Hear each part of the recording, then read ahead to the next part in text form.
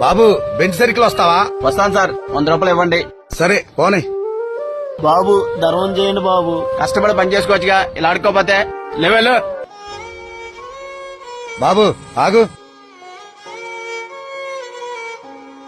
ఏమయ్యా ఇంత సంపాదిస్తున్నావు, ఓ 10 రూపాయలు అతనికి ధర్మం చేస్తే ఏం పోయింది? ఎందుకు ఇవ్వాలి సార్? వాడి కాళ్ళు చేతులు బాగున్నాయి, మేము కష్టపడుతున్నాం. అందరు కష్టపడతారులే పోనీ.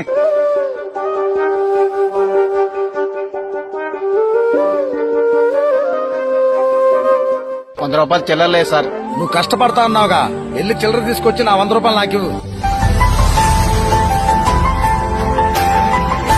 తమ్ముడు సారీ తమ్ముడు, చిల్లర నా దగ్గర ఉంది. నువ్వు చెప్పిందే కరెక్ట్ తమ్ముడు. కాళ్ళు చేతులు ఉన్నా లేకపోయినా నీలా ఆత్మవిశ్వాసంతో కష్టపడి పని చేసుకోవాలి.